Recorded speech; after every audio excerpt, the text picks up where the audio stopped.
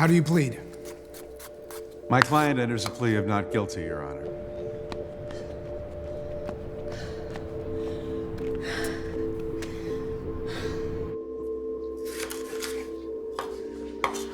Hey. Good one? Yeah, that's good. This is the worst disaster for the Army Rangers since the Black Hawk Down fiasco. Maybe we should wait for the facts to come out before we delve into the world of hyperbole. A 24-hour news cycle and easy access to the internet? That is the world of hyperbole. I've served with Barker for a long time, since sergeant stripes were on that collar. There's no way what they're saying is true. No way. Not true. Still, the Article 32 hearing didn't look promising. This court-martial is going to be bad.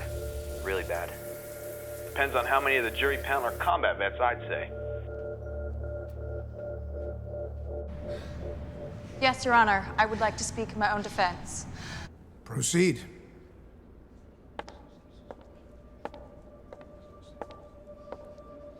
I stand here accused of violating Article 133 of the Uniform Code of Military Justice, conduct unbecoming an officer, which I completely and irrevocably refute, as well as Article 92, failure to obey order or regulation, which I completely and irrevocably do not. But I am accused of conducting myself in a manner unworthy of being commissioned an officer in the infantry of this United States, of running from my men, fathers, sons, brothers, lovers. And that, sir, Your Honor, gentlemen of the panel, I just did not do. Some of you know how it feels to be in battle, to be in a fight, to suddenly and frighteningly realize that anything you do, whatever you do, could be the last thing you do, no matter how well thought or executed. That is the very nature of war. I recall reading about the first female combat aviator in the Navy, how she crashed her aircraft into the carrier, and about all the pundits positing how women just did not belong in combat roles. Those who wanted to make an example of her, those who wanted to burn her at the stake. I am aware of the investigation, its improper and incorrect conclusion, and the Army's version of due process that has brought me here today. And I must tell you, it is not fair. I do not believe for an instant that if I were a man, this would have come to trial. I was a prisoner of war.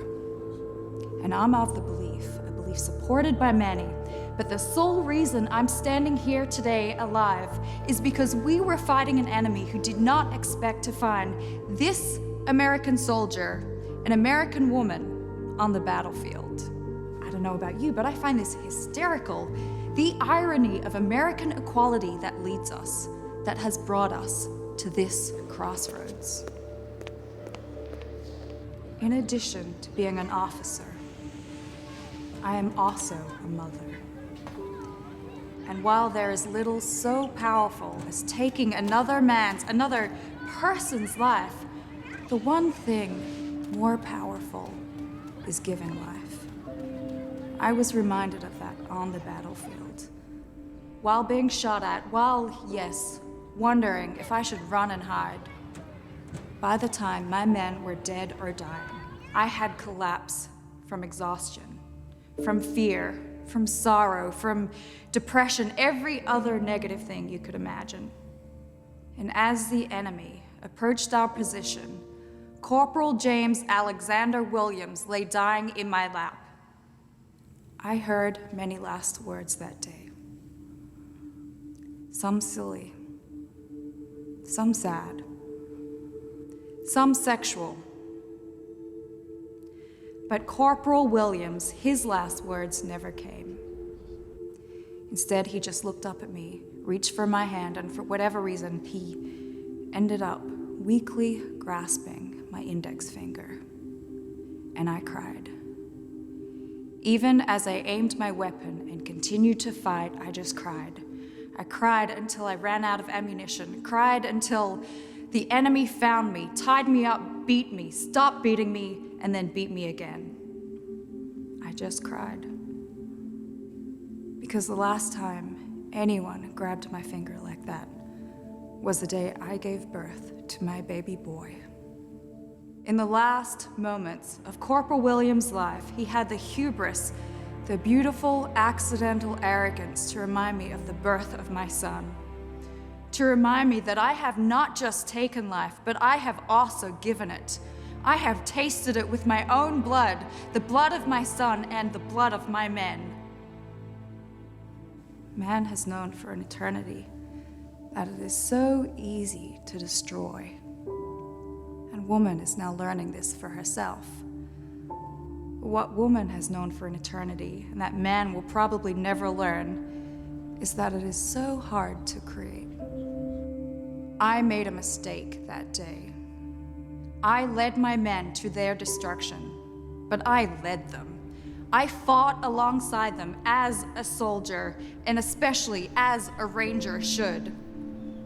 And if Corporal Williams hadn't put me in awe of the circle of life and death, I would have died too, alongside them, proudly.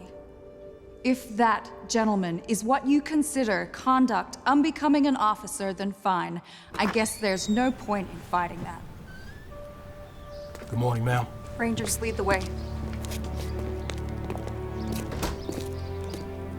Before any of you gentlemen hit me up with fallacious rhetoric about your 50% contribution to creation, let me remind you, your contribution to creation is the same as your contribution to destruction. All you do is provide the fucking bullets.